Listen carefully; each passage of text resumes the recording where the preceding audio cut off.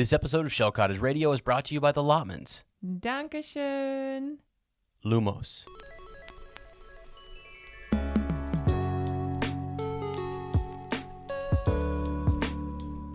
Hello friends, welcome back to Shell Cottage Radio. I'm your host Ezra, aka Bill, also known as your friendly tech wizard and the former captain of the Hufflepuff Quidditch team, the Flannel Wizard, yours truly, me.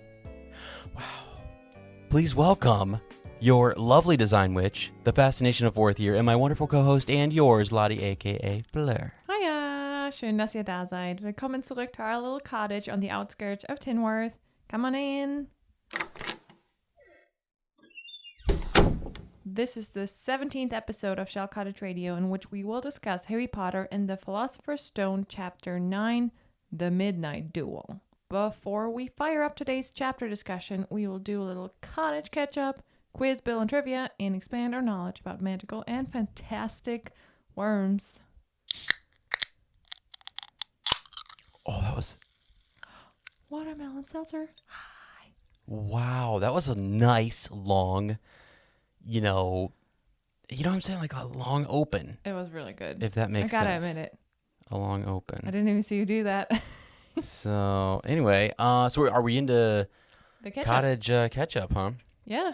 Well, we've had an interesting day, interesting couple of days. Yeah. Actually, so met some good friends. Really, really cool. We met some wonderful people. 2 awesome Ravenclaws. Oh yeah, Christine and Anna. yeah.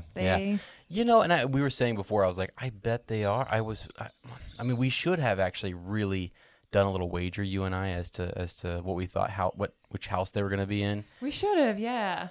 But I think, because I could have guessed that. I really could have guessed that they both were Ravenclaw, and I just didn't, so that's cool. Mm-hmm. It was cool, yeah. They, yes, we had breakfast. We had like a music and arts festival in the area. Yes. It worked out. I don't know, like, so they kind of came up to visit for a weekend, Mm-hmm. and they were in the area and everything, so we got to meet them and talk, and their story is very similar to ours. Right. Which is really interesting, very unique, actually. It was very unique and also very cool to just talk to, other international couples and what they go through. And it's not just that they're international, but they also have the combination of German and American. So Yeah. And That's they, they just listened to the cottage cast Yeah. and reached out to us. And I thought it was so cool that, what are the chances that they one day just listen? And they're huge. They're also huge Lord of the Rings fans. Yes, and big time. Amazing T-shirts. Like the artwork on the shirts was I know.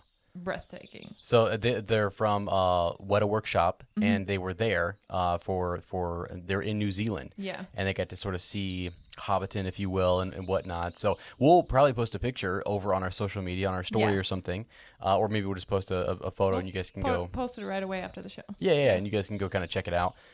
So just a lot of fun, just really good people. And, we always say at the end of the show, we're down to meet new positive Potter people. And that's exactly what they are. Exactly what they are. And that's the whole, I guess, the purpose is, ever since I started doing podcasting and I've just been going to conventions and getting out there and meeting different people, there's so many good people in these fandoms. And, and Arna also plays D&D. And so if you play D&D, really? You're just a good person. That's cool. Straight up. You just are. So, because we were just talking a little bit about that and different fandoms and games and stuff. And it was just so cool. So easygoing. I actually wish we could have hung out longer and chatted or whatever. Unfortunately, common in my life is to have car trouble. So that was another debacle. And we should hit Arthur up if he could fix our car. Could you imagine? Yeah. Just come and do a little work on it and figure out a way to make it fly again. Oh, that'd be so cool. But no, that was really fun. We got to go out last night and listen to, we were just walking and talking and stuff. We got some ice cream. We got a chance to see the Music and Arts Festival, which I forgot was going on. Mm-hmm. We have our downtown is pretty hopping sometimes. Yes. And I'm so glad for the local shops here that they close the road so you can just walk down the road and you can finally, normally you just drive by and you never really stop to walk in the shops and see what they have. Right. And this is perfect for them because everyone loves checking out their local goodies, you know? Well, and so I can't think of the name of the shop right off the top of my head, but it's just down, because today we took the allotments to Paragraph Bookstore. Love Paragraphs. Yes. And I talk a lot about them and my book journey. So if anyone here wants to listen to my Lord of the Rings podcast, where my buddy Lane and I, and Lottie's over there as well, we talk a lot about here and there. Oh, here and there. Rosie's there. She's there. Yeah, Lane's back. Yeah, but don't worry, Strider's Rosie's over back. there. It's fun. You should go. Yeah, we have some good laughs, and we have some all around. I mean, even when Sarah's on, we have a really good time. But I've talked over there a lot about my book journey and where that started today. I didn't even get a chance to really introduce you. Was Lois Hanson, who is the woman who was there at the and she seems super nice. So nice and so wonderful, and she kind of pitched a few books to me and different things. I'd read Harry Potter, I'd read Lord of the Rings or whatever, and so she was really instrumental in kind of like getting me deeper into fantasy genres and series and stuff. And it's just it was a lot of cool. It's just a great experience. And so where I'm going with that though is that if you ever are in Mount Vernon, number one, stop by there. It's Paragraphs Bookstore. It will be there. Really cool store. And just say Ez sent you, and what have you, because they're just good people there. Max is there, Lois is there, and others. And then down a couple stores down, there was I don't even know the name of that store, but they had the old typewriters. Yeah. They had the hanging lights. I don't think very unique stuff. I would not have taken you in that store had that festival not have been going on. Yeah. It's one of those rare opportunities where you go in and I'm like, oh yeah, my mom used to come here. Like we used to get Christmas gifts here and stuff. And for mom, like she loved that kind of stuff. So like different glass works and I don't know, things that like, what's the word? They tinkle. Tinkle sounds weird, but like it's like the noise where like different little metal objects, like a wind chime. It kind of like it's a store full of tinkles. I don't know what to say. It's just, it's fun. But we saw like there was like fancy hats in there, pocketbooks, purses, pockets, and books, purses and books. Maybe from local. Yeah, local authors, children's books and stuff in there, which was really cool. So, but it was cool. It was really fun, and I don't know. I think other people. I know in Ohio, there's like this big move to kind of do get back to your downtown. So they've been kind of like revitalizing the downtown and doing things like this. Like we have it. It's called First Friday. I think a lot of other towns have it too, where you go to the city center, if you will, and you kind of shut it down, which is a little annoying for people who are like traveling around. But it's fun. But still, it becomes like a mini version of Diagon Alley where you can. It does. It does kind of feel like that, right? It's like, the little shops are there. Yeah. The road's open and you can walk on the road. Yeah. And there's food trucks, ice cream, tons of different stuff. So it does really have that feel. That's a good point. Yeah. Yeah. So that's been our last couple of days, and it was fun. It was a wonderful experience. Yeah. Yeah. So shout out to Christine and Arna. Yeah. Now I say Arna like you guys do. Anna. Yeah, I know. I know sometimes it sounds like you said Anna. I was trying to say it the German way, and then I was just like, I ended up saying, no. Yeah. It's the R. Arna gets me. It's the stuff, Yeah. You Germans and your R's, they're so different. But no, just really good people, solid people, and we had a good yummy breakfast over there. That's the other thing. I don't think we've ever said North Main. If you're ever coming to Mount Vernon, best little cafe spot for breakfast. Yeah, our local town here, just nearby. We live, outside of town, but it's such a nice little spot and good food. And it was packed. You can tell. This is the place to go on a Saturday morning or Sunday. No, Sunday. Yeah, Sunday morning. Yeah. Because the lines are so long and you have to fight for your table. Yeah. So that was good. The car is still smoking. We'll work on that later, but That's okay. It's just life, and It's just life. You know what Hagrid always says, what's coming will come, and we'll meet it when it does. So yeah. Yep. We'll figure it out. We'll figure it out. Yeah. All right. So, Bill, are you ready for some sweaty, tricky questions? Sweaty. That's for sure. Yeah. Okay. I have a question. Okay. And it has something to do, like a little bit, with your favorite professor. Okay. First question. Who dueled Hermione Granger in Professor Lockhart's dueling club? What? In the book, it was not just Harry and Draco, but they had different pairs dueling each other. Who dueled with Hermione Granger? I do not remember. I'm guessing, you want to think it's Ron, but Ron, that's later on. No, I give you that hint. It's a Slytherin. Is it Millicent? What's her name? Belstrode or whatever? Millicent Bulstrode. Not bad, though. Bulstrode. Just the one hint of being a Slytherin. Yeah. Because I would have said Pansy Parkinson is like the go-to Slytherin girl. Yeah, her name pops up a bit more later. But it's like, I was thinking, you remember when they're in the DA? Yeah. And I have that classic image of those two, pairing off or whatever. And Ron walks over to his brothers. He's like, yeah, let her do that. Like, yeah. It's good manners. It's good manners. It's so ridiculous. No, but get this. Millicent and Hermione were paired together during the short-lived dueling club. Their duel spiraled into a physical wrestling match. Oh, yeah. With Millicent holding Hermione in a headlock in spite of the standard no contact rule in dueling. Hermione's friend Harry Potter came to her rescue, breaking the two girls up. Wow. And that's actually how I think that's how she was like, yeah, here, I have some hair. She got the hair, yeah. She thought she did. Mm-hmm. Right, yeah. Huh. Wow. Yeah. I should have known that. Yeah, that's good. That's good.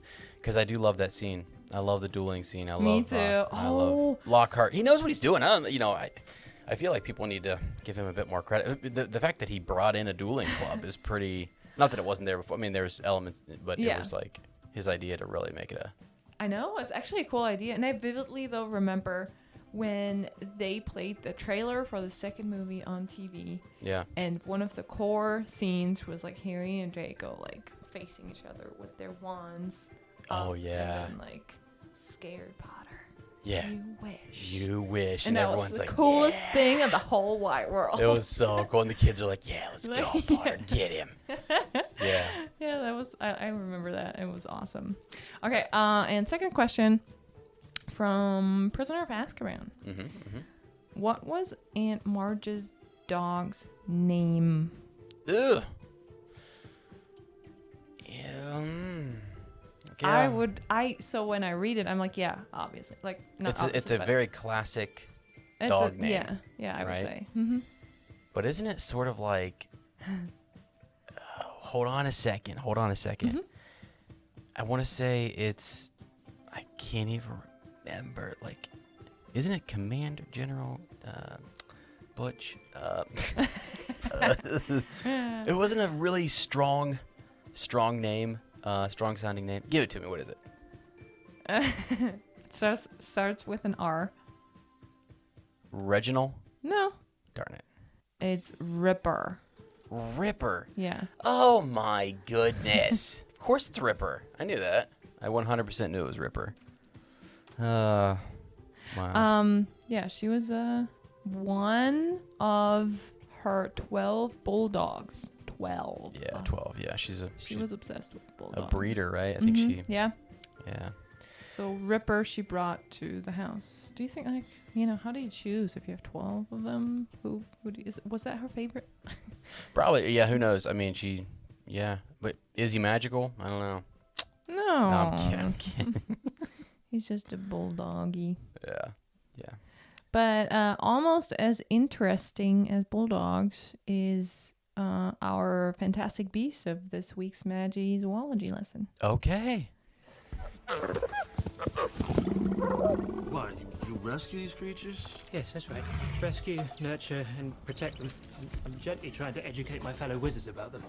Welcome to our weekly Magi zoology lesson. Bill and Fleur want to learn even more about magical creatures and fantastic beasts and share this knowledge with you guys so we can all appreciate them more.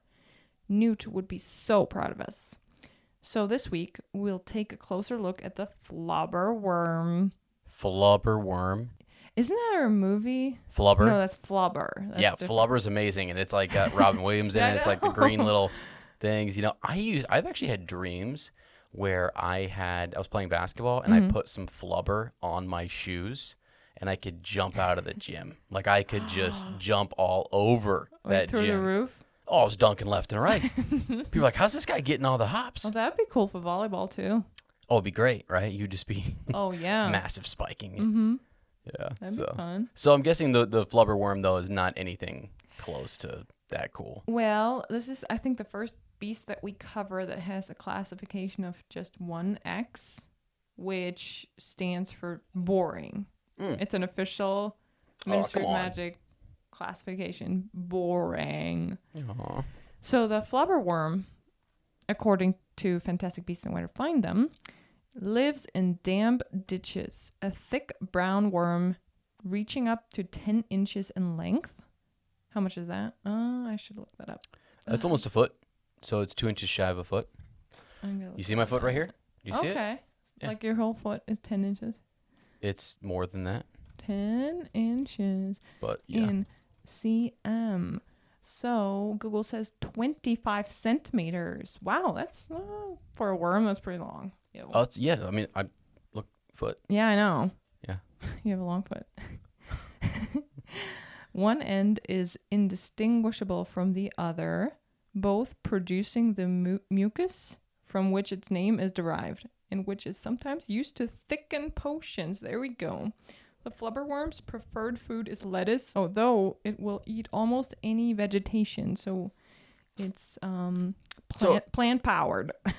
Wow. Yeah. Enjoy some lettuce, like iceberg lettuce or... Probably, but also vegetation. So anything really. But cool is it is a common ingredient in potions to thicken them. So I was going to ask you. So wait, you toss a full flubberworm in there to... No, just the mucus they Extract? Mucus. Yes, that's what they do. They. I hope no one's eating like It's soup almost like right now. sounds like flubberworm poop, I guess. Ugh. Yeah, and it is used in the Wiggenweld potion, herbicide potion, and the sleeping draught. Okay. Wow. So There we you go. thicken it just to make it, I mean, Yeah, I don't know. What thicker, not as runny. I guess I don't know. does it help with going down? Does it make the potion more potent? I mean, we need a potions master in here. Snape, Slughorn, excuse the only me. description is the mucus from the flubberworm is sometimes used to thicken potions. Wow. See, okay, I'm glad you clarified because I thought for a second we'd have just, flubberworms in our potion and they're just like, that would definitely make it thicker. Yeah. You know, if there's just a whole bunch of them squirming around and you had to drink that. Oh, gosh. It just better. Maybe, I have a theory. Okay.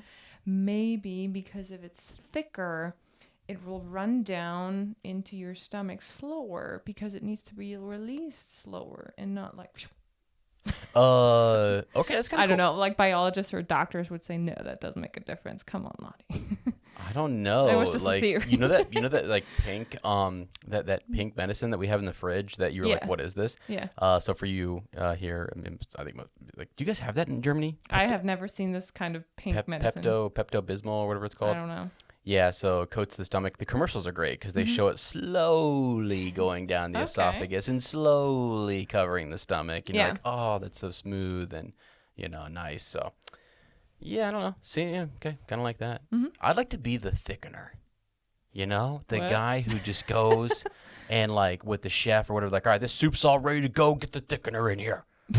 Right, and so I come in. I got my stuff. I got my different like flubberworm sauce or whatever. And it's my job to get that thickening just right. So what you're doing is you're just tossing some flubberworm mucus in there, and you're taking your ladle or your spoon, and you're just lapping it up like this, and you're just doing like this little. I wish I could do a sound effect for you guys right now, like the little. And it's just like trying to see if it's got the right thickness. Your description though makes me wonder if ever there is the wizarding world seems more like everyone's more like self-sufficient and you have your we don't really know that much about their daily life in terms of where do we go and get our groceries, where do we buy our things, and it makes you think like does everyone, if you want a certain potion, I mean I guess you can probably buy like pre-brewed potions at Diagon Alley or somewhere, are they mass produced? Do you have like a big Hang on a potions second. factory where like a magical factory where they produce things? That's an interesting question. So you know what we like the whole thing with food is that you can't You can't- yeah. conjure it, you No. can't whatever, but Hagrid can take his pumpkins and make them super Bigger. big. Yes, I guess you can Show alter the vegetables a little bit. the food and stuff. I wonder to what extent though, to when it's just like okay, actually now it's distorted it beyond. That's what I'm thinking. Maybe like maybe they don't they just look big, but maybe they don't taste good because how when you were little and you had like a little gummy bear and if you put it in water and you let it sit for like 1 or 2 days, it becomes really, really big. But if you want to eat it as a kid, you're like, oh, great, I have a huge gummy bear. But if you eat it, it tastes gross because there's not more sugar or anything in it. It's just now very watery. I feel like that could happen to the pumpkin where there's no, like the starch or whatever it's in there, the sugar, the nutrients, all of the essence of the pumpkin doesn't get more. It just gets bigger and it's, Yeah, I get you. So now, I know what you're thinking too. Is like in terms of occupations in the wizarding world. Yeah, we hear Ministry of Magic, and you think of Diagon Alley shop owners and stuff. But yeah, there's got to be like maybe a local, I don't know, somebody who works like a magical back in the day, and he was a magical blacksmith or something. Who was, I don't know, maybe he did some work on your. The thing that holds the broom hairs to the broom or something. I don't know, like something. Oh, for sure. There's probably been some magical items besides them. Yeah, true. Oh, there's so many topics we could talk about. I don't know. I feel like we're drifting off topic. Hey, I didn't start this. I did not start this. It's fun to expand your, like knowledge, imagination, the world, and just ask those questions. So I don't know. What do you think? Is there mass production potion factory? Oh yeah, I feel like there would be for common stuff. Yeah. All right. Question. Sweetie, you forgot. You didn't forget. Slam on me.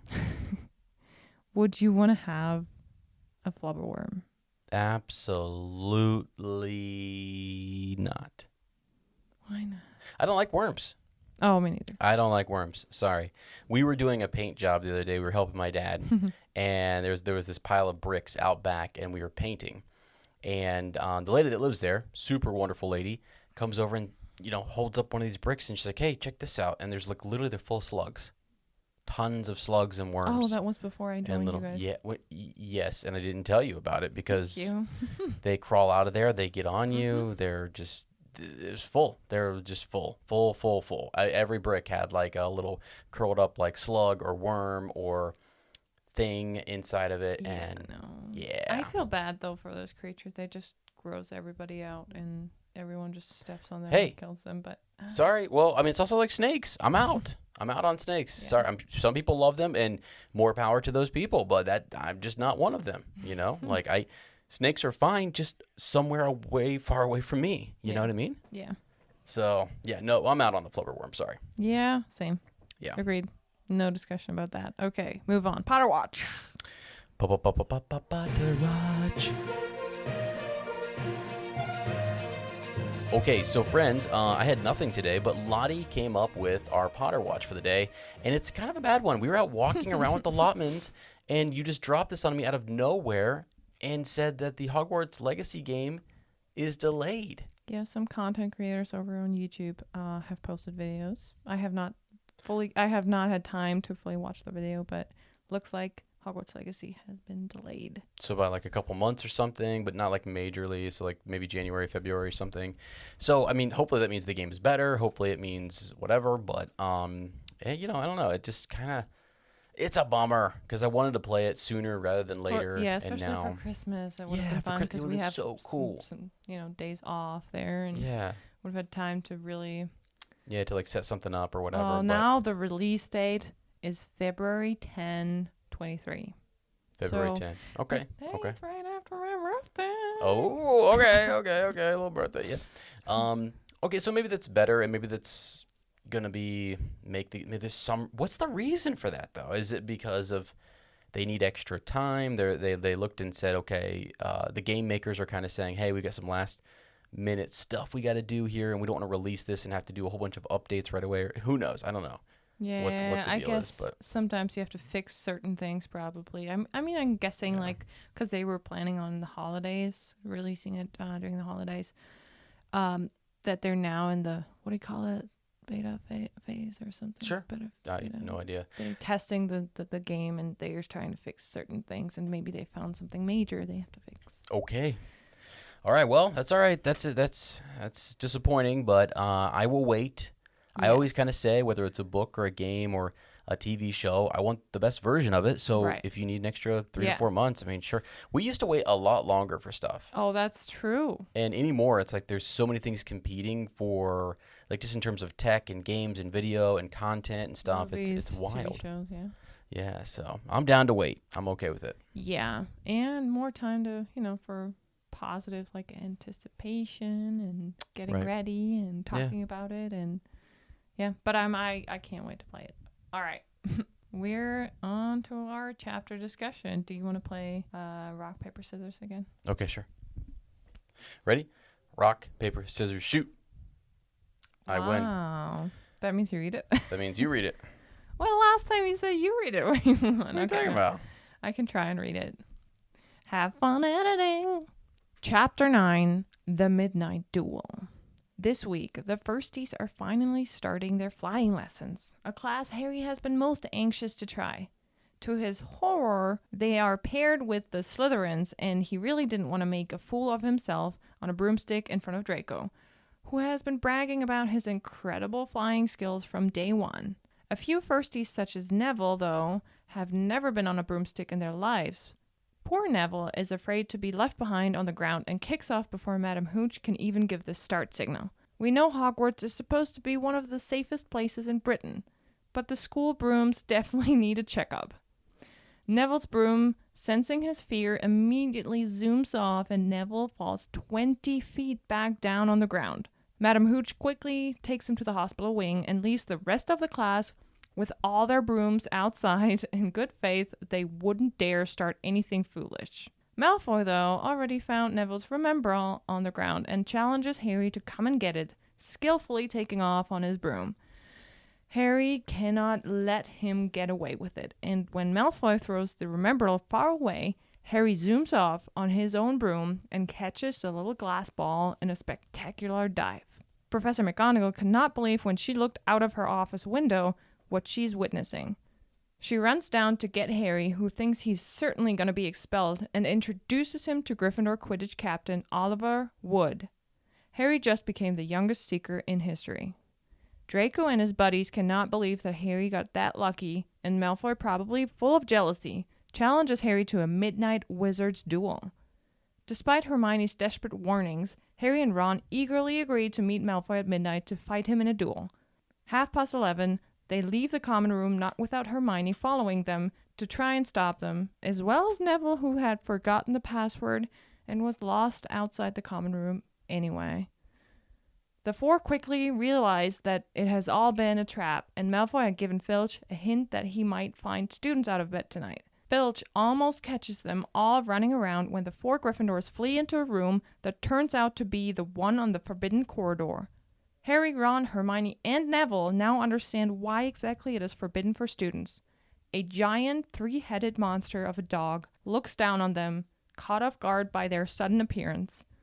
The four kids immediately turn around and run for their lives back to the Gryffindor common room, to their relief undetected. Hermione points out that the dog was guarding a trapdoor and storms off to bed. Neville, completely in shock, fails to say anything, but it dawns on Harry that he just found out where the small little package from the Gringotts vault was hidden.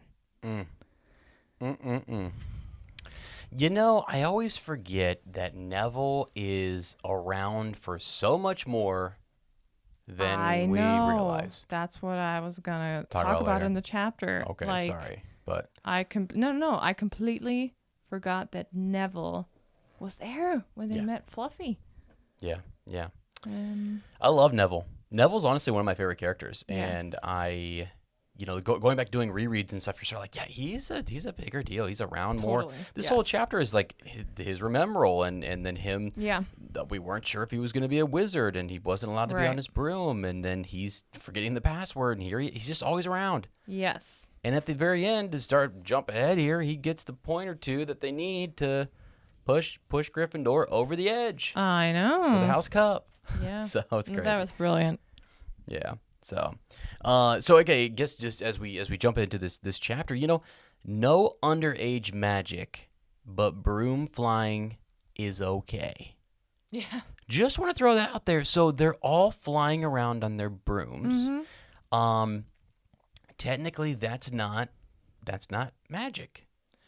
I guess not. Yeah, not it's underage like you're magic. just using a magical device, and I guess that's okay. Yeah, so same sort of way that, like with the car, I guess later on too, it's Arthur is the one who charmed the car. Right. Mm-hmm. So, here's something. We talk about like wand making, but imagine like a broom. There has to be something to make those brooms magical, if that makes sense. Remember, we were wondering, last episode, we were wondering, could muggles brew potions? And we totally did some research on that. And no, the answer is no. You need some magic, some wand work to make potions work. Yeah.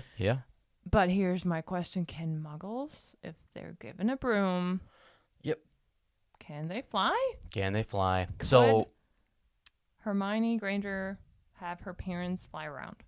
Yeah, it's weird. So it's an interesting thing.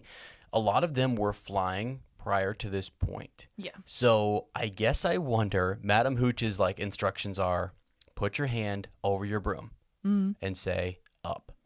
Right? Right. So it has to be a magical broom. First of all, it can't just be any broom. So Hermione could not have walked to her closet and pulled out the broom and said up. But my question, I think, is for a lot of us, did you go and try that? Because, right? Like, who did? Just to see, you know what I mean? Because what if you and I were like, you didn't have a broom growing up? No, we just had a vacuum cleaner. Oh, you had a lot of carpet? We had brooms. Then we had to sweep. And I also was in charge, by the way, when I worked at Hardee's. Shout out to Hardee's and Long John Silver's. I chose to sweep the floors when we were closing at night. Why? Because I took my good old time going around there, real thorough. Like, boy, he does a good job brooming up that floor, sweeping it up. I spent hours doing it. It's very, very nice, very, very therapeutic. But anyway, so yeah, you just take a broom out. Like, what if you and I are sort of like Hermione? We didn't know, we didn't get our letter. We're here in America.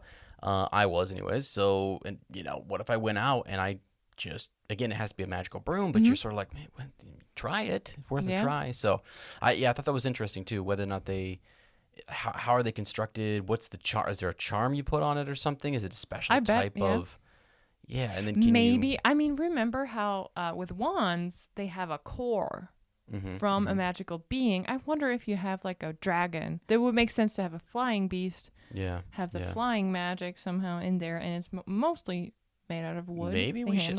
I'm sure you already have like an EE edition, but I just was Let's thinking. do it. No, I don't. Oh, you don't? Okay. Well, okay. Let's talk about. Let's look up some more on brooms and flying, because it's all about that. You can't do that underage magic, but you can fly, because Malfoy is a good flyer. He's been flying around quite a bit, and then you have Ron talking about that as well. So these youngsters got out there on their brooms and were flying around. They're kids who go out and ride a bike or whatever, play, and that was allowed. So I did think interesting. So the school brooms, when you go too high, it says that they start to kind of shake.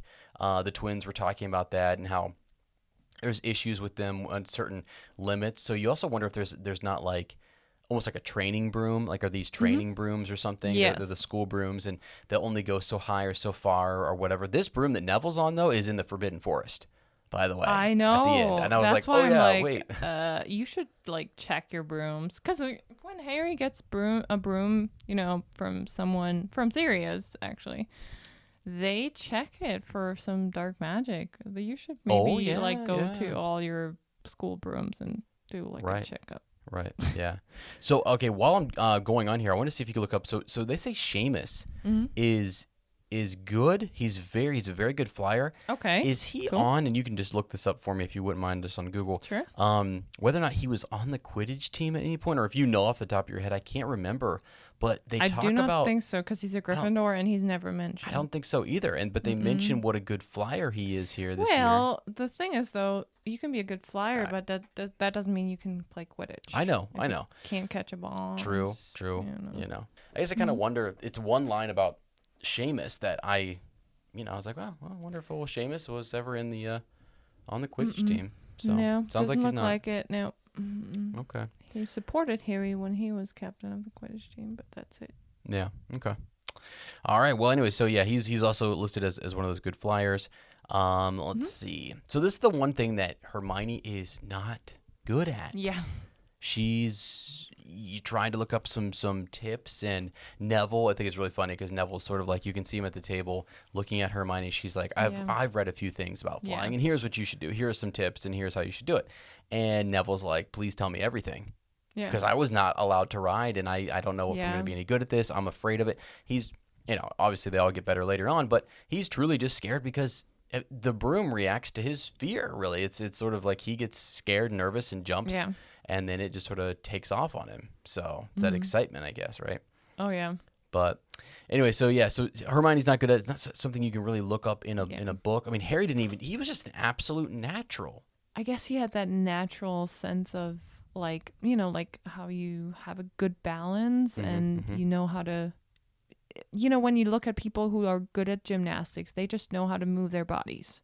Yeah, they're very self-aware of yes, they know where in the room, in like time, space, whatever, where their body parts are. Spatial awareness and stuff, yeah. So I guess like it might have something to do with that. Yeah. You wonder if there's and there probably is, and maybe one of the Quidditch Through the Ages or one of those books that might tell you more about how to. Oh, we have it, and we'll definitely read it. Yeah, just to look and see if there's more about how you fly a broom, like leaning into it, leaning forward makes you go faster, and then pulling back makes you slow down. Like that, you imagine that's sort of the way it's a go. Oh, I bet. Yeah. That makes me think of in Goblet of Fire when they all go to the Quidditch World Cup, and you see like the trio. They look around and they see like wizarding families with their little kids, and they're riding like toy broomsticks that only rise a little bit up in the air and then come back to, like, they can't go any further, really. Yes. Yeah. And they're small and stuff, and you wonder, and I feel like it is mentioned somewhere. Yeah, it is. I know what you're about to say. Yeah. Mm-hmm. When his parents were killed, he was about 1 year old, so he had 1 year with his parents, and I wonder, they probably had him sit on a broomstick, and I feel like that is mentioned somewhere. I think it is. Yeah, I recall it too. One of those toy broomsticks, and that's why.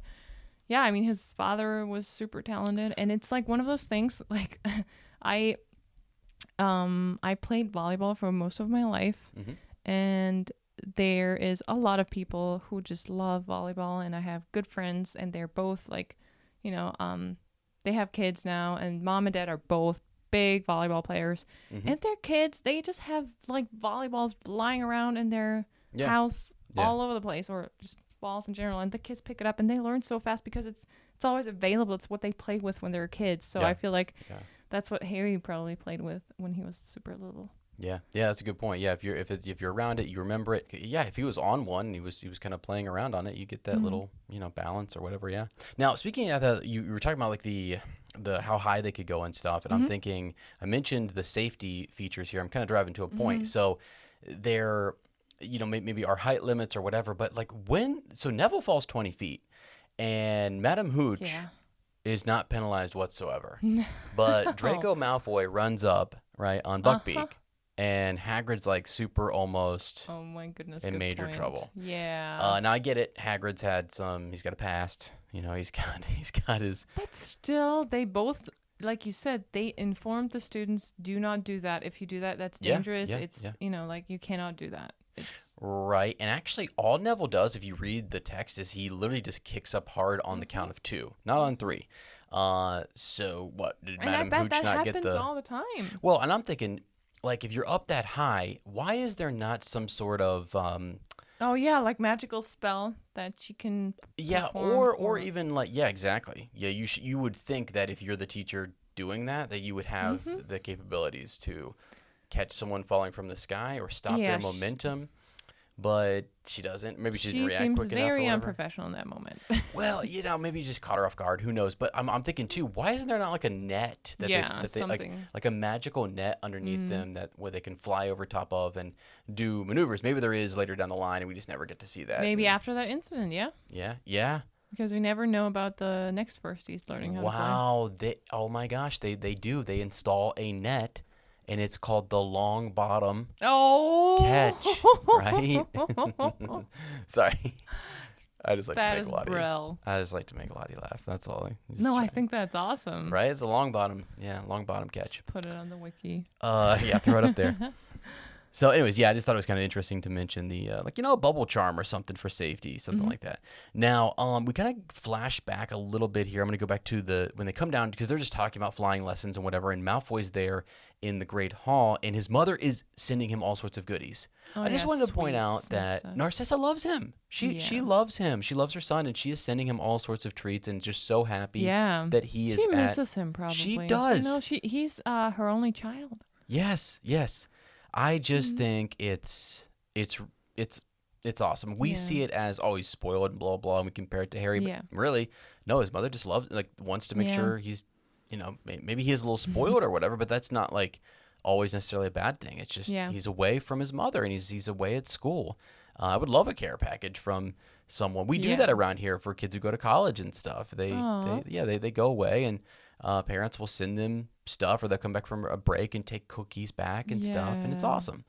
So anyway, I just thought it was pretty neat. I also wanted to mention too that Neville has that remembrall, and I'm starting to get to that point where thankfully Lottie's here, and she is my remembrall with that. Do I calendar. turn red when you forget something? Yes, you do. You're a little embarrassed. You're like, sorry, he's a little old. And he can't remember stuff. But no, you got the calendar running for us, so I appreciate that. I just want you to know that. That's my remembrall. I go to my phone now, and I check the calendar, so thank you. But the remembrall is cool. It just seems like a device that doesn't... I don't know how it is supposed to work, but it tells you forgot something. And I guess you think really hard about it, or you think about the thing that you forgot. Yeah. But I don't know that there's... Look, I think she's writing something down. It's probably something that she forgot or that we forgot. Absolutely. Oh my goodness, something. Because you mentioned the calendar, and I remembered there was 3 things in here today, and I know we did 2 of them, and we didn't do the third. I don't even know. Awesome. I as we are sitting here, I don't know what the third thing is, and I will be shocked to find out what it is after we get off. So okay, cool beans. Anyway, but you know what I mean? It turns red, and it's I guess it does do exactly what just happened to you, which is to say you forgot something. Let me think back through my list. Yeah. And just Neville has real issues with remembering those things, and it's okay. It's a lot of his anxiety. You know what I mean? I think that's what it is, because he's trying to live up to this legacy, his parents and stuff. God, his story is so. Later on, you're just once you learn more about Neville, you're like, wow. Yeah. Let's go. I want Neville to be everything. He's just such a cool character. So anyway, okay. So McGonagall spotting trouble at the table. Malfoy goes over. He just wanted to look at it, right? He just wants to look at it. But she's that teacher, and I've been in lunchroom duty before, where you're watching the kids or whatever.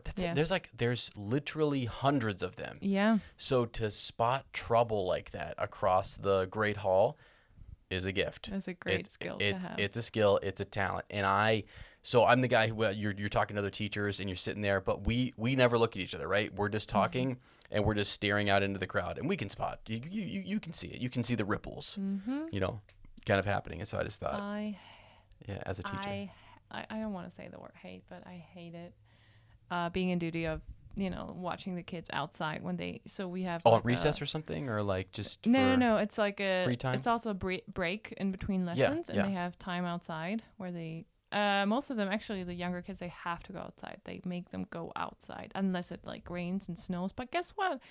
Even if there's some snow outside, they get to go outside. And now I am the teacher who has to tell them, don't throw the snowballs. Did they throw? And guess what? Did they yes, throw? One threw a snowball at me. I didn't see it. It was from he hit my back.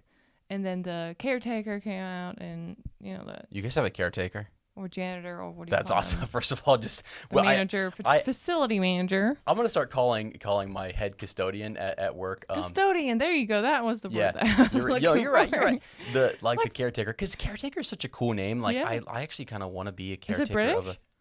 It might be. I'm not sure, but I've always wanted to be like a groundskeeper or like a caretaker of Yeah. a particular spot, because you're like, all right, I know this spot. It's Yeah. a big manor, or it's a big whatever Yeah. cemetery or mansion, whatever it is, in like the grounds, and just kind of keep. He was keep it up. awesome. Like, he always had a smile on his face, would say good morning, yeah. and like made your day better. One of those people. I think I even talked about it. Like having those people who clean your spaces, who are in charge of like all the keys and stuff, who run the show for you, Oh, so yeah. you can have your lessons without worrying about that. So I'm so thankful that people like that like their job, and they like what they do, and they should be taken more serious. Anyway, so he helped me out in that situation, and I just it was just such this a- is so. I wanted to. Yeah, man. Thinking about this now, maybe I'll get a message from Arna on this one. I wonder if his name was ever written down in the book. I learned that in What do you mean? Germany, friends, if you misbehave in Miss Byer's class, she's going to write your name down in the class book. Yeah, in the class book. Yeah. And I'm like, what does that do? Like, Yeah. I would be that American exchange student who was like, Shh, go ahead, write my name down. What's that going to do? You know what I mean? Then the class teacher, he sees it, and See, I let didn't him know. and then you're in trouble. Then I'm in trouble. And they call my parents. I'm grounded. I didn't know. So, yeah, it's funny just how we do detentions, or we do like yeah. after school We don't- stuff, and we extend your day and Yeah. make it more miserable. You know, you got to stay. See, we don't have those like weapons, basically. Weapons. I call them weapons because sometimes it is necessary to show them, hey, if you do that, This then is there's so- a consequence. I should call it consequence, but I'm not like trying to say I had a good relationship with most of my students, but sometimes you wished you had something to tell them, no, you can't do that. If you do that, like Yeah, just there's more in something your. you have to do that you don't like to do.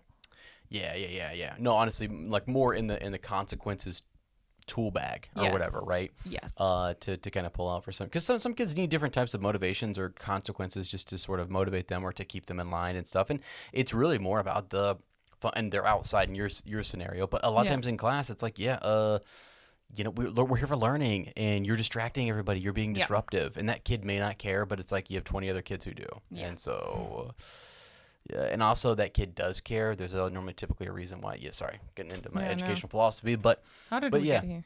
huh? What? How did we get here? We got here because McGonagall spotted yeah, something across the Great Hall. So I just want to give her a shout out. Anytime I hear something Yes. that's really cool from McGonagall, I'm just like, let's talk about it, because McGonagall's awesome. Yeah.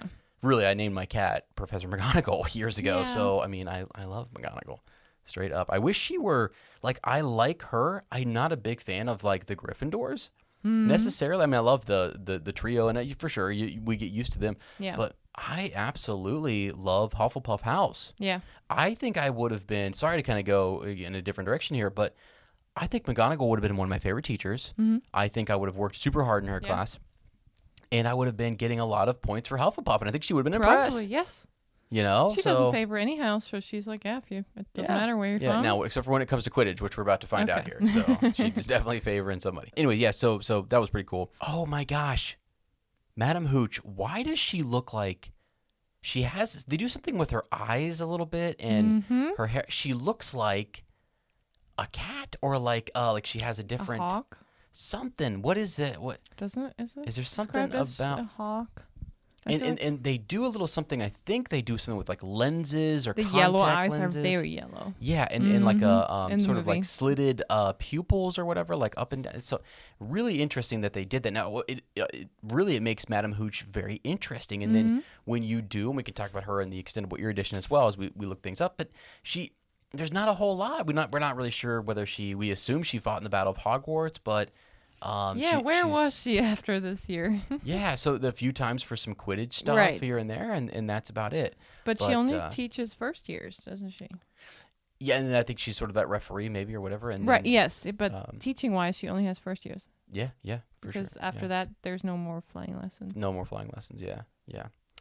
But I just thought it was interesting, and I didn't know if anybody had any thoughts or theories. Because I'm now looking for all these different ideas, like these one-line hooks as for our shorts that we write on YouTube. I'm sort of like, why did Madam Hooch look like that way? Is there something? Because everybody's got like, I think as J.K. Rowling is writing the series, she's thinking about things she wants to set up later.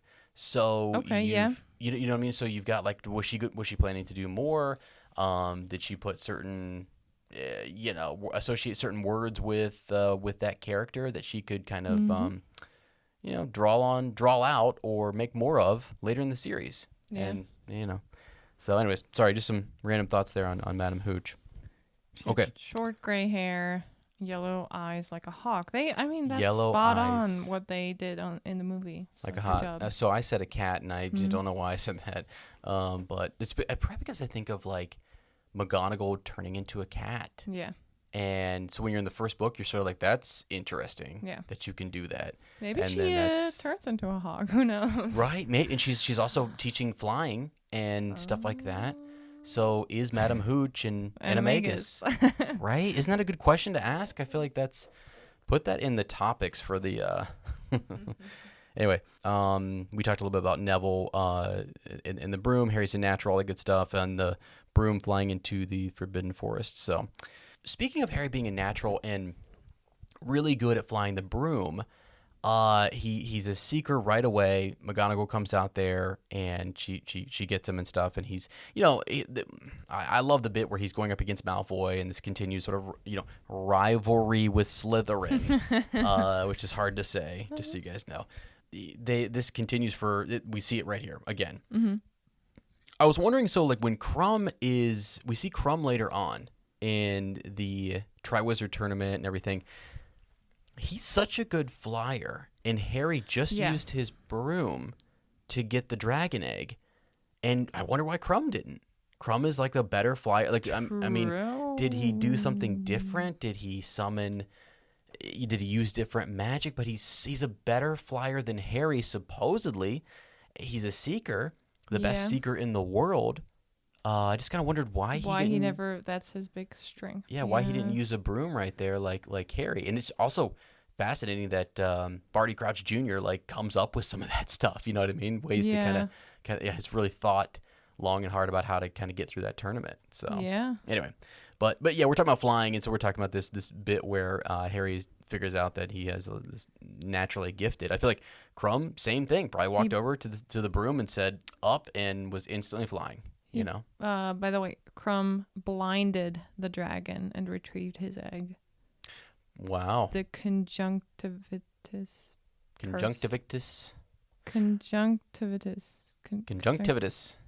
Charm. Mm-hmm. Cool. Blinds the dragon. Yep. Okay.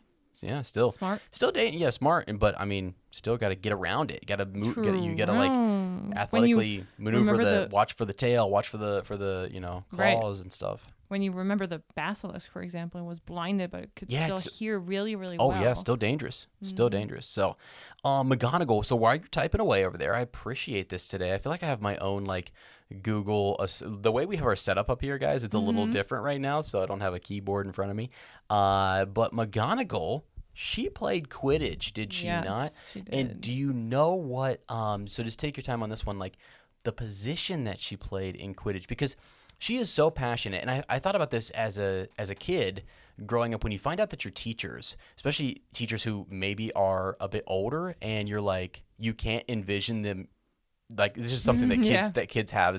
I had it. Everyone goes to the stage where you can't envision your parents younger, your grandparents younger. And when you see pictures, you're like, no, that's not them, right? So for me, I remember in elementary school and going into middle school, having these teachers who were passionate about football and about basketball, and they knew sports teams better than I. I mean, I was an athlete, and they were so passionate about it. So McGonagall in this moment reminds me of a lot of those teachers who you're like, you watch sports? What? You're watching the game, and because she says at one point when she's talking about Snape that after the I guess the terrible outing that they had last year against House Slytherin, she couldn't look Snape in the eye for a week. Yeah. she had trouble, Yep. facing him in the hallway. Yeah. Made me also think, are they making wagers possibly on the games, or the teachers get this? There's Who backroom knows? betting going on, like, What oh does my she owe gosh. him? Yeah.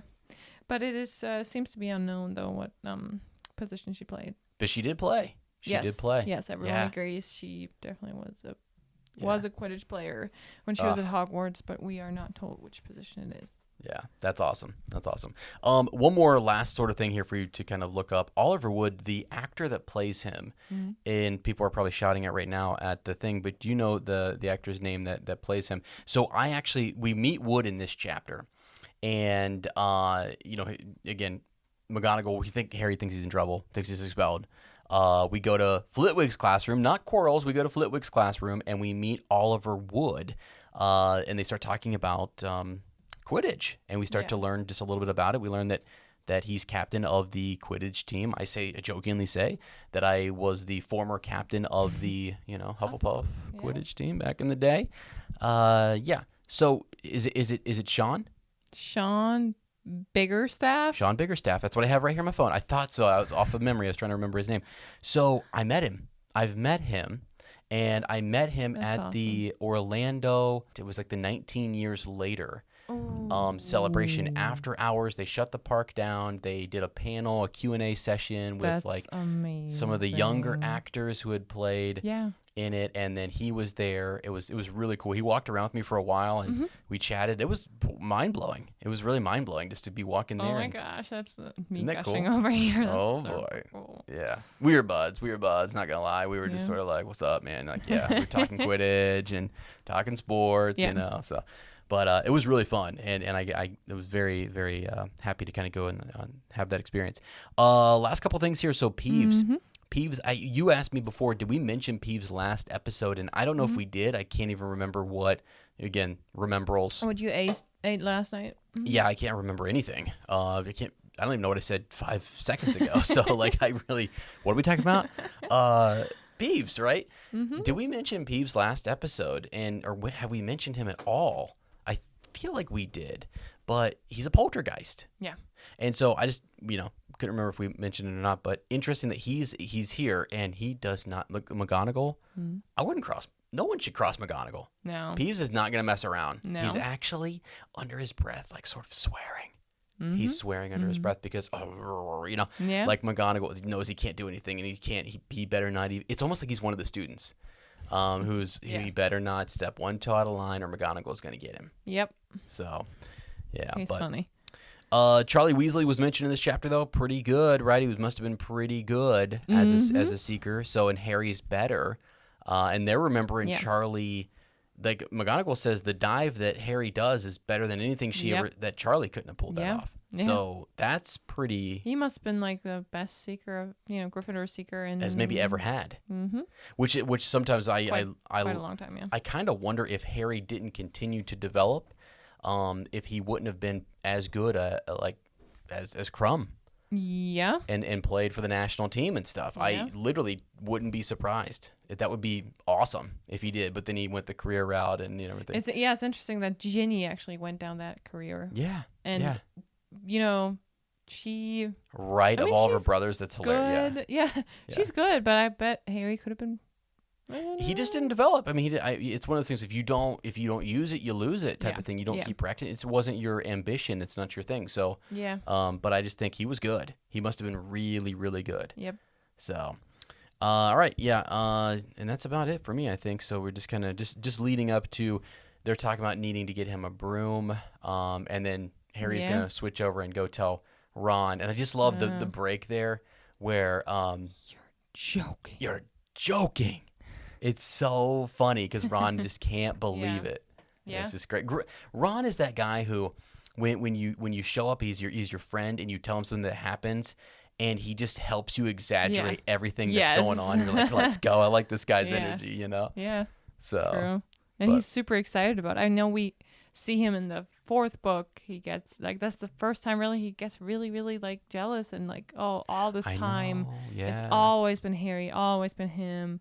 We talked about, haha, we could, put our names in there, and now he didn't even tell me that he did. Yeah. That kind of stuff. But anyway, Here, he is super supportive, super excited for his friend instead of like, mhm. oh, he made it and I didn't or Right, whatever. right, yeah. So, yeah, he's just a really, really good kid. Yeah, but they're having a good time at dinner. Fred and George congratulate Harry. They're Yeah. on team too. Welcome, mate. Yeah. I bet they probably make Quidditch practice a lot of fun. Well, can you imagine, too, after Oliver had this bit of information, they were looking for a seeker. Clearly didn't have one. Who was on their list to sort of say, like, okay, well, Tryouts. Yeah, they didn't even have fair tryouts, though. Well, you wonder, too, if somebody they didn't try out for it or something, or if Oliver was sort of like, I wonder if there was a kid who was like, I'm going to try it, and then they're sort of like, hey, we've got our seeker. Yeah. Don't come. Right? I don't know. Yeah. Like, it's a tough position. Maybe it's just a tough position and it's a lot of pressure and people don't want to try out for that particular position. Right. Oh, yeah. So that wouldn't be surprising at all. Because it's really tough. And the beaters often focus on you. Yeah. I guarantee Flitwick could not get Oliver to shut up when he came back from that meeting with McGonagall. Oh, yeah. You know what I mean? Gee, yeah. He's whispering to his other Gryffindor buddies. You won't believe. We got a seeker. Yeah. You're never going to believe who it is. Yeah. They're who? Yeah. Harry Potter. No. I mean, it's crazy. I would be like, wait a second, are you kidding me? Yeah. Harry Potter's our new seeker. Imagine the older kids going, let's go. Yeah. Yeah. The chosen one. That's cool. Malfoy cannot believe that Harry's still there, really. Oh, yeah. Shocked. He was clearly trying to get him out. And what fun would life be if your rival wouldn't be around anymore? Oh yeah, what's he gonna do? What's Malfoy gonna do? Who's he gonna pick on? Gonna do? Yeah. Weasley? Come on. He tries to pick a neophyte. Yeah. And yes. he's quick. I mean, the problem is he's such a Slytherin in the sense of like he's very cunning and he knows they're gonna take the bait. Oh yeah. He does totally trick them. This is actually a win for him. Mm-hmm. I mean, they're having a good laugh downstairs about it, and even though Harry doesn't get kicked out, I bet they had a great laugh, and they were just like looking at their watches, going, "Where do you think they're at right now?" Yes. Oh my gosh, can you believe this? Good one. It's one of those things like 11-year-old boys challenging each other to a wizard's duel. Oh, like at midnight, and you gotta sneak out, and you gotta break the rules and all that stuff. Sweetie, we used to challenge each other in middle school, and it was like it was one-on-one on the court. Oh wow! We would play those big basketball games, and then somebody there was like a foul or like a content, like we weren't sure who did what, and it was sort of like, let's settle this one-on-one, out here. Sometimes like that's what young kids sometimes do. Yeah, it's having fun. And it's one of those things where you talk about it, you're like, yeah, we're gonna meet at midnight, and then everyone's asleep at like 10 o'clock at night. Yeah, they're not staying up. Yeah, but they're like Harry and Ron just can't wait to. I think Harry is pretty confident. He is pretty confident. They have no idea what they're doing yet. They can shoot sparks at each other. Yeah, he's just defiant. He wants to stand up to Malfoy. Yes. He is not having this type of energy. Yeah. And a wizard's duel. So we learned that Ron is pretty knowledgeable about this. And the old wizarding families, they seem to know about it. Like Malfoy challenges and Ron's like, yeah, I'm his second. That's right. Yeah. And everyone's like, what? Yeah. So wizard's duel, like in the modern wizarding times here, it's not really what people do anymore. Mm-hmm. So I guess it's just kind of fun to pretend play you having a wizarding duel. Like the duel, we have the duels in like the war where you have people fighting against each other, and you still have those dueling clubs where you know how to defend yourself. But we for example, I had a couple friends in college who took fencing. Yes, fencing is like just that, it's a safe thing that you can do. You're just dueling one another, and you're trying to score points. It's just it's more of a competitive thing. Mm-hmm. The duel, it kind of hangs that threat that there might be someone, the loser might not be getting back up at the end, but really these kids didn't know how to conjure any of that kind of stuff at that time. I don't know if you were going to ask this or not, and so I'm sorry if I'm cutting you off, but if you were challenged to a wizard's duel. Wait, when I was in Hogwarts or when I'm an adult? When you're in Hogwarts, would you, from Ravenclaw house, and let's just imagine you have this batch of characters that we meet in the series. Yeah. Who would be your second You know, who if you could just pick someone and say, I want them, they're going to agree, and they're going to be my second. That is really hard to say because we don't know that many characters. I know. So it's hard to tell. it's really just based upon the ones that you do I kind feel like of. the only characters in this time is like we have Cho, we have Luna. Marietta and Luna and Terry Boot or something. What's his name? That Fleur goes out with on the dance. Oh, Roger Davis. Roger, yeah. Is he a Ravenclaw? Wow. Okay. Yeah, he's a Ravenclaw. Yeah. Pretty sure. No idea. Like, okay. Yeah. Okay. I mean, I guess like maybe. I don't know. I wouldn't probably not have chosen Luna. You would rather have Luna over Cho? I mean, Luna is anyway. She's younger, so she wouldn't be there when I was in first year. Now would. I know. I'm just saying it. Just hypothetical. Like if you were a little older. I think she's more like dreamy. She doesn't want to fight. She's like. I mean, I think she does very well in the. You think Cho would have your back? I think Cho would. Yeah, I think she's pretty tough. I think she is. I think she's very, very confident Ravenclaw. I don't know why people would like get. I like Cho. I do too, up until the point where she's just being ridiculous to Harry. But otherwise, I don't think like that's not a personality necessarily. It's just teenager stuff, you know. Like don't judge her on her teenage crush like I mean, a boy she really really liked too. He died. I know. Yeah. Anyway, so I don't know. Cho might have been a good choice for a second. Yeah. So for me, just real quick, and I'm sorry that I'm doing this or whatever. If it's easy, Cedric.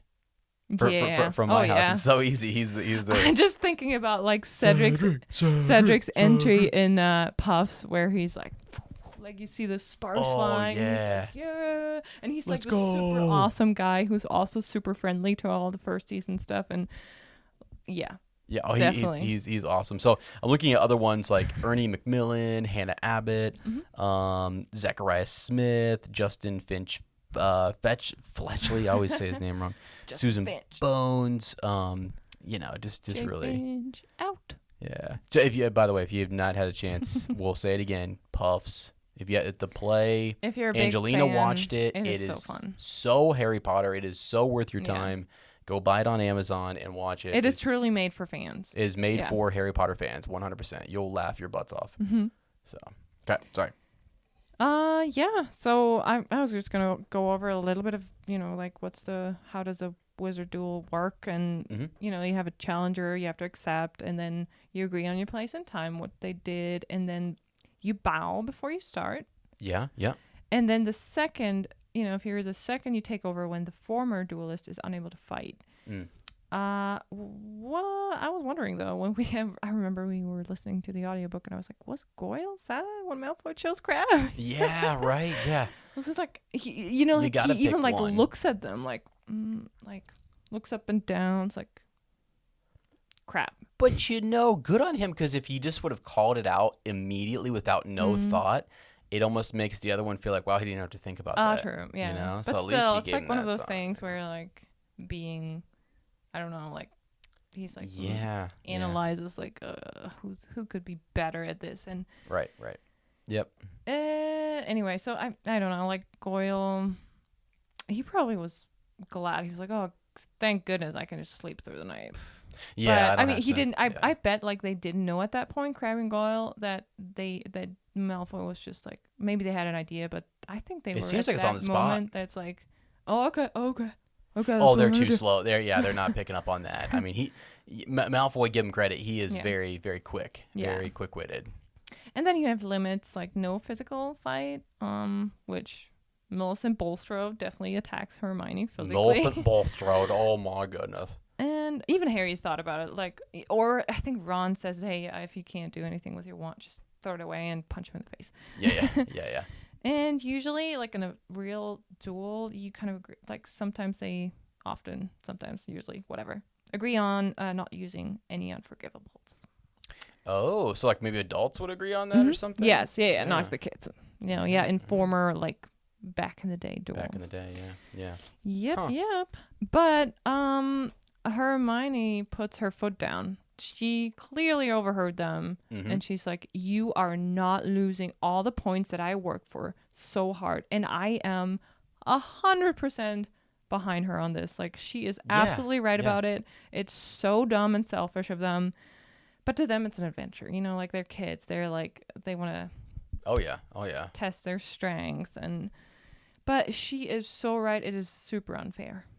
And as you say, it's selfish. Like if the other Gryffindor, the older students knew, no way. No. There is no way they would let you run off and do that. They'd be Yeah. like, no, sit your butt down, Potter. Sorry, you may be the chosen one, but you're not going to go do something stupid like this. Yeah. So, I mean, it's a great plot device, but it's I know. like, Yeah. I mean, she's right. She ends up helping them a lot, so we are glad she's going with, she's coming along. I know. I always forget, too, that she goes outside with them, marches out after them, and they all kind of get stuck because... Yes, I was going to ask you, where did the fat lady go at night? Where did she go? What is she Who up did she to? visit? She's super social. I mean, I guess like they have like hours where they have to be there, and then the kids should be in bed, so you can finally go and visit your friends or whoever. How was she chosen as the sort of like, you know what I mean, like the guardian of Gryffindor? Yeah, power? But like, she probably was a Gryffindor herself, and I just kind of wonder, like just interesting that they trust her big time. Yeah. With like Can you letting imagine? people in and out, because remember sometimes they don't have the password or they forget, and she's like, oh, I was gonna let you in, but. I was gonna say, can you imagine being her and like, oh yeah, I have seen this guy all the time. Like, I know for a fact he's a Gryffindor, and he's like, I remember the password. Well, what am I supposed to do? It's like her only role. It's her only role. Sorry, she's really just checking Sorry, the hallways Neville, to see if anybody's. Is it clear? Is it clear? All right, get in. Come on. I know, and Neville done is messing like, with you. Neville's like sleeping on the floor because he forgot the password. Like, and she's not there too. And right? then she's not there, but I think he forgot. And then she left. Yes, what he's saying is he forgot, because I was wondering, why is Neville taking so long? Why is he not back yet? Because didn't like Madame Pomfrey, can she mend bones in like minutes? And that's why he says. Oh yeah, sure that's why he says, "How's your arm?" Said Harry, and Neville says, "Fine." Madame Pomfrey mended it in about a minute. Good. And then they don't talk about it. And I'm like, where did he go? Maybe he's dealing with other types of trauma. Maybe he needed to, Madam Hooch maybe said, maybe, I needed extra lessons. Maybe he needed a little. Maybe they had to record the incident or whatever. Like, a report and record. Right, and right. Perhaps, yeah. Yeah. And another thing, though, while they are all, like, now it's 4 of them, and it's way harder to move, like around 4 people talking. They don't even have the invisibility cloak either. No, so I know that's their first time sneaking out without it. Yeah. Well, it's their first time in general, and they don't have it. They don't have it, yeah. But Harry knows for a fact when they, Malfoy is nowhere to be seen, and Filch is exactly where they're supposed to be. Yeah. He knows Hermione is right. Hermione's like, I knew it. You see, he set you up for this. He wants you gone. And Harry's like, yeah, I know. I'm not going to tell her that. I can't admit it. Harry, come on. Hey, bad form on them. This is, I mean, like, honestly, Hermione through the whole series is the best. Really. Yeah. She is the best. And I remember when I was reading, I was sort of like, she just does not.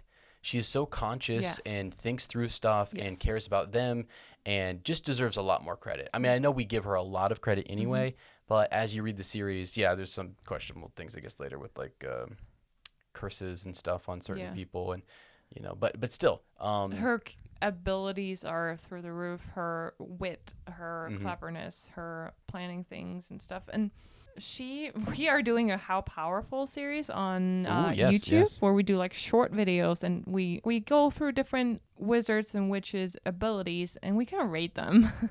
And so far we've only done adults, but we eventually will move on to the kids. And I mean, I'm not gonna I might spoil it for some people, but Hermione is like, she is the smartest, and because being strong is not just about strong spells, but also knowing how to use and when to use them. And I think she's a genius. And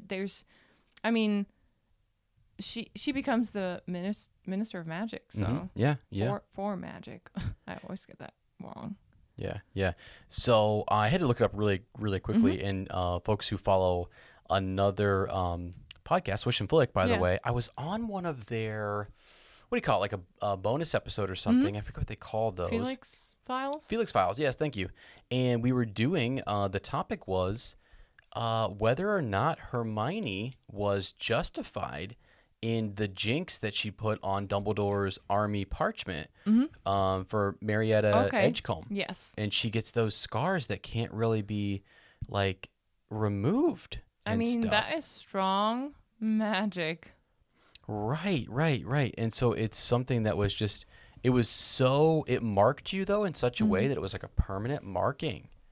And I think the big thing was people, because, we often are very pro Hermione, and we're talking about kids and students. So I remember being on that going like, wow, what an interesting topic to sort of bring up, and whether or not that was too far. Like, basically, did Hermione go too far?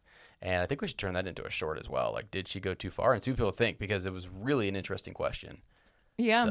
So yeah, definitely shout out to them. That was an awesome question to raise. Yep. Yeah. But I don't know. I love Hermione, though, and I'm super proud of her for going. And did Neville say anything? I can't remember if Neville really said much about this, other than like he had nowhere to go, other than just to kind of roll with them. But yeah, I mean, nice that Hermione can get him through the door. A little Alohomora action, thankfully. But here is my point, sweetie. Okay. Wouldn't you think that they would put a better protection spell or protection on that door if it's guarding something like that, especially when this spell Alohomora is in the first volume of the Standard Book of Spells series. Good point. And so every student can look it up. Yeah, it would have been something if they put like a 5th year kind of unlocking spell. There's almost like it's almost like Alohomora Maxima. Like, maybe that should have been the something more advanced. You needed something a little extra to get it, but and later in the series we learned some doors even they don't open even if you say Alohomora. Exactly. So you would think like put one of those locks on it. Anyway, so I, like you said in the beginning, completely forgot that Neville, he comes along for everything, and he sees Fluffy, and the reason why we forget is A, because in the movie he isn't there. Yes. And B, well, why wasn't he there? Because he doesn't say anything anymore. Like, he is shocked. He is out of breath. Yeah. After they come back to the common room, he cannot speak. He's so terrified. But it made me wonder. There's not just the trio knows about it, but Neville too. And what did he think about it? Like, he might have been like, I don't even want to find out what's there. Yeah, I've often wondered. So this is very telling here, but we were in Costa Rica and we were listening to Midnight Sun. Those of you who know this book, and from Edward's perspective, I've often wondered what it would be like to get a Neville perspective throughout the entire series. Like literally to go back and rewrite the books from his experience, him growing up, like his friends, and who was his sort of like, Dean, Seamus, and talking about what that was like, and girls he was interested in, or Hermione and Ginny were very close to. I feel like they were close to Neville, and then later Luna, like he had a lot of more like like girls as friends, and they because they were, I don't know, I feel like nicer to him, and he was kind of picked on, and he was a little bit unsure of himself and things, but I feel like it would be so cool to get his perspective, honestly. And that's why I'm always, when I root about like getting like more Potter content, I've always wanted something with like Professor Longbottom. Because I think he could reflect on his time and give you some of those things that weren't in the series, but he could reflect on it and say, one time in our 3rd year, here's what I was doing when that was happening, and you get a different. Or in my 1st year, I met this 3-headed dog monster thing. Right. And I went and told Professor McGonagall and other teachers, and they didn't do anything about it. You know what I mean? Like, do you think he did? I don't think he did, but I just think, I think he went on to be an awesome teacher. I'm pretty sure. Yeah. 100%. Oh yeah. So. Anyway, they can't believe what they just have witnessed is a 3-headed dog. That is very rare, by the way. Fluffy. Yeah, 3-headed dog. Yeah. Is, or Greek mythology, how do you say it? Kerberos? Yeah, I don't know how to say it. You know what I'm talking about. I do, because I've heard of it. I just don't know exactly would it, And it is, I was wondering, it's not in Fantastic Beasts and Where to Find Them. And it's a rare, no, I looked it up. It's not in the book. And it's a very rare beast. So Hagrid also got it from... So hold on a second. Is just a 3-headed dog. I asked earlier if Ripper was magical. No. And he's not. But is this 3-headed beast, is it magical? Is it, is he? He's not, not in Fantastic Beasts. Yeah. So it's just a 3-headed dog. And Hagrid purchased Fluffy from a Greek chappie, from a Greek man, at the Leaky Cauldron. Okay. Right? Okay. And then he kind of lent Fluffy to Dumbledore for this purpose. And where was he before? Before, I don't know, but he returned to Greece after Fluffy's duties were done and the stone was destroyed.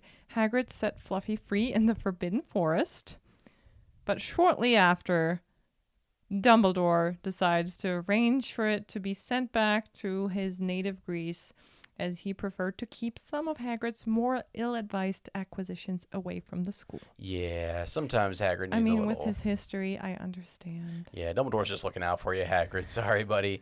I love Ron's comment in the movie, too, where he's like, what are they doing letting a thing like that run around in a school? I mean... He's right on. Dumbledore? Hey, Ron's got some legitimate...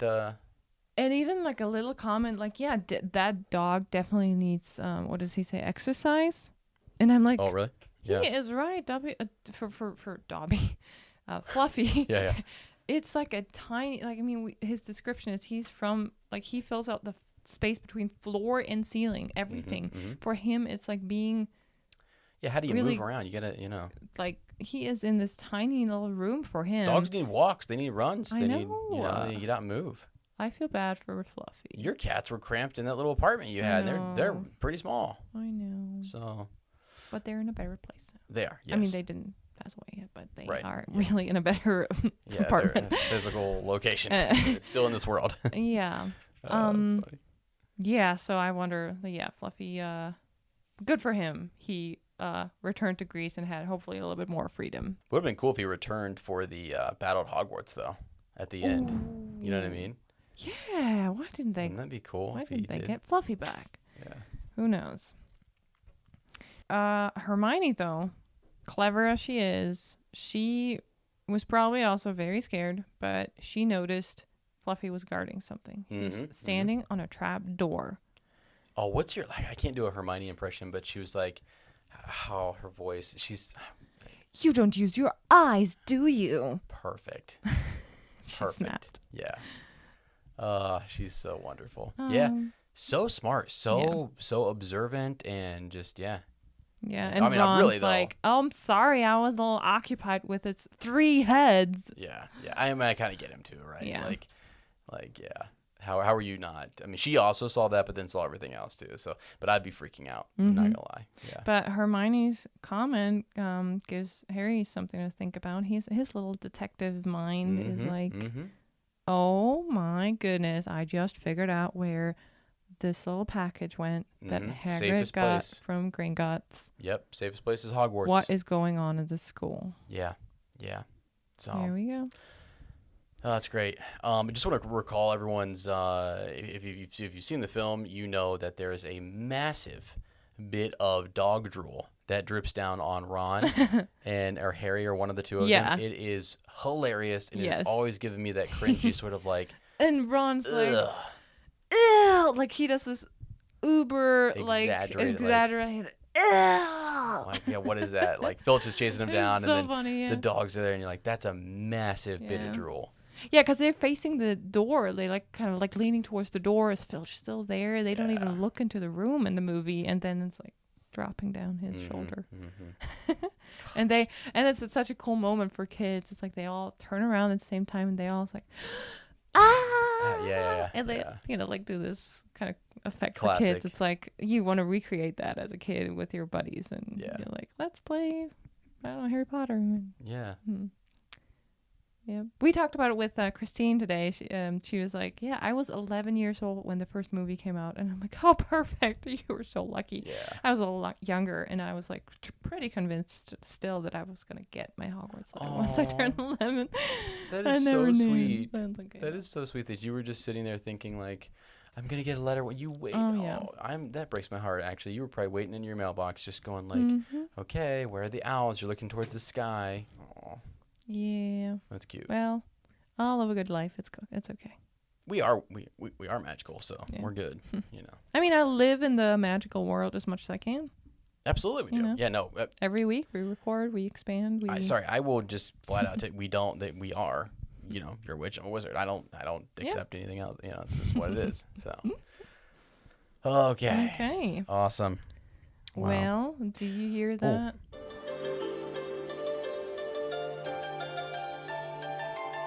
Oh, I do hear it. Yes. Oh my gosh. Advice of the week. Honestly, just listen to Hermione. Like most of the time, she's right. No, just kidding. I mean, that's pretty good advice. Not gonna lie. I know. But if you don't have a Hermione in your life, honestly, Find just one. listen. Find one. Hey, find one. That's a good advice. But listen to your gut more, like, Mhm. because you can tell Harry himself doesn't have a good gut feeling about it when he says it wasn't what you call the perfect end of the day. Mm-hmm. Like after he agreed meeting Malfoy at midnight, and he thought he was gonna be expelled anyway for flying around, even though he wasn't supposed to. Yeah. And now he's breaking the rules again. Yeah. And yeah, he's just risking being expelled again, and he knows Hermione's right. But on the other hand, where would he be if he hadn't found out about Fluffy that night? So I don't know. I guess it worked out well. Well, the thing is, I think I don't know though. I mean, we don't, we say that, but like it's just a story, right? It's a plot point that you have to kind of go through because that's where the author wanted to take you. Yeah. But I think in real life, it's like, yeah, you should. A lot of times, like, there's been many times where I've had a gut feeling and been like, yeah, I'm glad I followed my gut there. And it's weird when you stop and think for a second about choices in life, right, and how much, because I've agreed to go somewhere, and I've been like later on, like, I just don't feel like it. Yeah. And when I'm younger, I wouldn't speak up and say that, and I would end up being miserable and did something I didn't want to do and blah, blah, blah. But then as you get older, I feel like you need to tell kids, hey, just because you said you were going to or whatever, you can change your mind. Yes. Like, you're totally allowed to change your mind. Yeah. You don't need to go. And it's all good. And here's something though, like that's something. Sometimes you get it confused with, oh yeah, I don't want to get out of my comfort zone ever, and I just stay, like that's different. There's differences. Yeah. You gotta find that balance of like, no, your gut, your entire body actually has a physical response to things, and if you're like everything screams no, or yes, then yeah, definitely listen. Like like if. We always said, yeah, if I now imagine this was not a thing, like I didn't have to worry about XYZ, would I do it? And your entire being says yes. Yeah. Then do it. Then do it. Or the other way around, if everything screams no, don't do it. But that doesn't mean like you shouldn't. It doesn't mean you also won't make mistakes though either, because that can still happen. But it's just being more in tune and just being, I don't know, like knowing that you have options. I think really just that you have a choice. So I feel like, Harry made this agreement, but he could have just backed out too. Right. And I was always trying to envision like, what if it, like, what would he could have been the one laughing at Malfoy at night in his bed. Like, oh, do you think he's in his trophy room? Like thinking I was going to show up. Yeah. He could have been that person. And I don't know. Yeah. And can you imagine both parties sitting in their common rooms or in their dormitories and be like, oh, you think Potter or Malfoy's out there right now and no one's out there. No one's there, yeah. Another little bit of advice is get yourself a good rememberal. Just get yourself a good rememberal. A living rememberal? Yeah, because I'm still interested to see what our third thing is for today that I don't remember. So we'll get to that here shortly, though. Yeah. But all right, cool, awesome. So that was fun. It was a good little chapter, and just good to get to meet Oliver and to talk about Quidditch and fly a little bit, and then have the fun, adventure. fun little wizard's duel or whatever. And they learn something from it. So, okay, well, hey, friends, you know, this is like our second week of transitioning here. We're getting a little bit better at it, so hang with us. I mean, kind of used to the recording room environment. Like I said, I need to figure out like a desk situation over here so I can like actually pull my laptop around and not like move everything. Yeah. I wish you guys could, I'm glad you can't see us right now because it's kind of this awkward, like I'm sitting here. Across the room. Hi. Hi. Do I How are you look doing cool? over I'm like there? sitting like with my arm Yeah, on you the thing. do. Okay. I think you that's look cool. pretty chill. I can. there. My head's against the ceiling. Oh yeah, true. Let me get these slanted ceilings. Nice. Anyway, You're as big as Fluffy. You fill out the room from you know, like Fluffy is Fluffy. Am I fluffy?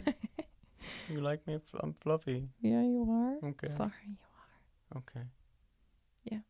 Okay. All right. Well, that was awkward. We'll probably cut that out in post. So anyway.